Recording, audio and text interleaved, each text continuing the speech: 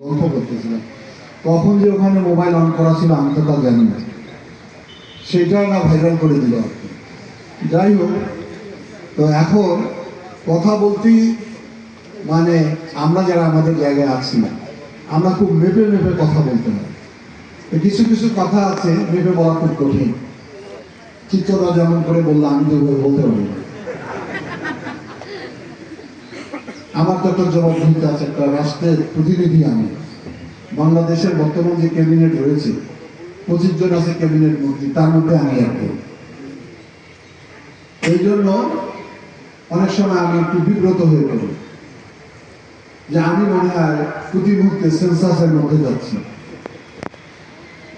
তো যাই হোক, আমি প্রথমে কৃতজ্ঞতা প্রকাশ করি সনাতন ধর্মের সকল ভাই বোনদের প্রতি যে গত 12 ফেব্রুয়ারি নির্বাচনে আপনারা আমার পক্ষে যে দৃঢ় অবস্থান নিয়েছিলেন এবং তারই প্রেক্ষিতে আপনারা ভোট কেন্দ্রে নির্দ্বিধায় শান্তিপূর্ণভাবে উপস্থিত হয়ে আপনাদের ভোটাধিকার প্রয়োগ করেছেন এবং আমি মনে করি আমার এই বিজয়ের পিছনে আপনাদের বিশাল অবদান রয়েছে। আমরা একটা অসাম্প্রদায়িক দল করি, বাংলাদেশ জাতীয়তাবাদী দল। এখানে হিন্দু, মুসলমান, বৌদ্ধ, খ্রিস্টান, নিশ্চয়ই আপনারা এখন রাষ্ট্রীয় অনুষ্ঠানগুলো দেখেন। আগে শুধু পবিত্র কোরআন তেলাওয়াত করা হতো, এখন কিন্তু 4টা ধর্মের গ্রন্থ পাঠ করা হয় প্রধানমন্ত্রীর সামনে। এটি অতীতে হয়েছিল হয় না।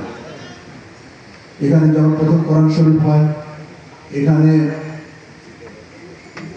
বাইবেল পড়া হয়, এখানে ত্রিপদ পড়ানো হয়, আপনাদের বেদ পড়ানো হয় এবং পর্যায়ক্রমে 4টি ধর্মগ্রন্থ পড়ানো হয়। এটা কি মেসেজ দিতে চায় তারেক রহমান যে বাংলাদেশ একক কোনো গোষ্ঠী, একক কোনো ব্যক্তির নয়। উনি সেই জন্য একটা স্লোগান বের করেছেন, সবার আগে বাংলাদেশ। এই বাংলাদেশ সৃষ্টিতে আমার পিতা সহ 30 লক্ষ মানুষ শহীদ হয়েছেন, 2 লক্ষ বাবুদের নেতৃত্ব দিয়েছে। সেই বাংলাদেশ মাঝে মাঝে পথ হারাই হয়, নানান কারণে হয়। তো সেখান থেকে আবার বাংলাদেশের বীর জনতা বুকে রক্ত দিয়ে আবার একটা জায়গায় নিয়ে এসে আবার সাম্প্রতিক সময় লক্ষ্য করে দেখো কি অশ্রব্য, অশ্লীল। এটা তো আমরা 5ই আগস্টের পরে আশা করিনি। অনেক শিক্ষিত ছেলেমেয়েরা যেগুলো স্লোগান, যেগুলো ভাষা প্রয়োগ করতেছে, তাদের কাছ থেকে আমরা কি শিখবো বলেন? আমরা আশা করেছিলাম যে একটি সভ্য সুন্দর জাতি গঠনে তারা সভ্য কথা বলতে বলতে পারে। একটা বিপ্লবের বলি বিপ্লব তো হয়নি, এটা একটা অভ্যুত্থান হয়েছে। সে অভ্যুত্থানের পরে এরকম মানসিকতা কেন তৈরি হবে? অনেক স্লোগান আমরা দেখেছি এর আগে, স্বাধীনতা যুদ্ধের প্রাক্কালে দেখেছেন, 52-তে দেখেছেন, 71-তে দেখেছেন, তারপরে 90-তে দেখেছেন। এরকম অশ্লীল মানে যা শোনা খুবই দূর হয়ে যায়, শুনতে পারে। তাহলে কি অর্জন করলাম আমরা? কি শিক্ষা দিচ্ছি ভবিষ্যৎ বাচ্চাদের কাছে? এবং এই কারণে সমাজের ভিতরে অসঙ্গতি তৈরি হচ্ছে এবং সমাজের ভিতরে অস্থিরতা তৈরি হচ্ছে। এই অস্থিরতা তৈরি করার পিছনে একটি গোষ্ঠী কাজ করতেছে। রামিসার মতো একটি ছোট্ট মেয়েকে ধর্ষণ করে তারা জবাই করে সমাজের লোকেরা। এই যে অবস্থার মধ্যে আমরা পড়ে গেলাম, তাহলে আমরা 5ই আগস্টে কি অর্জন করতে গেলাম?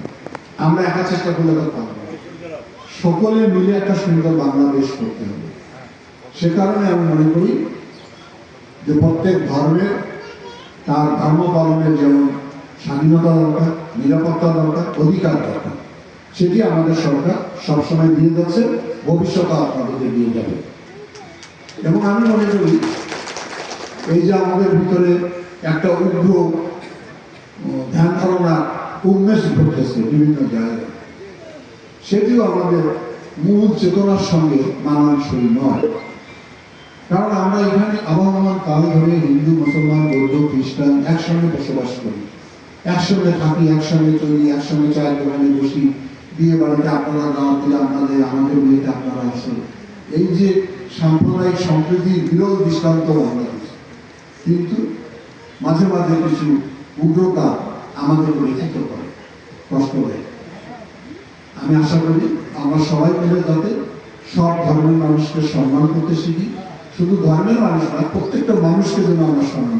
ওনার নেতৃত্বে আমরা আমাদের ঘোষণা সোসাইটির সারাদিন আমরা আগামীতে করতে পারবো এই বিষয়ে আছে।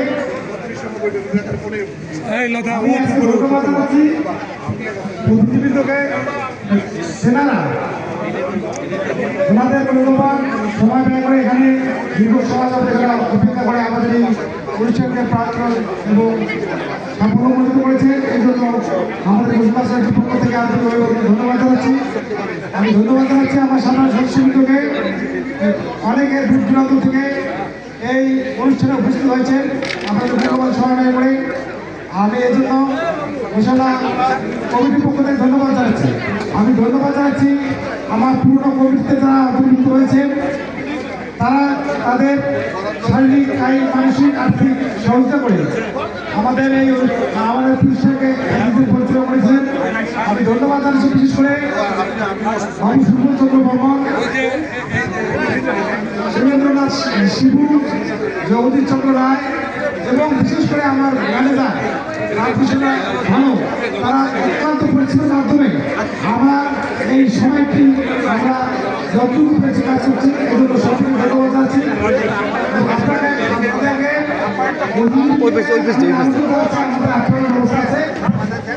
এবং আপনারা এখানে আপনার আমাদের প্রসাদ দিয়ে তারপরে আপনারা পরিশেষে সকলের মঙ্গল কামনা করে এবং স্বাস্থ্য সুস্বাস্থ্য কামনা করে আমি আমার বক্তব্য শেষ করছি এবং অনুষ্ঠানের সমাপ্তি ঘোষণা করছি। সবাইকে ধন্যবাদ।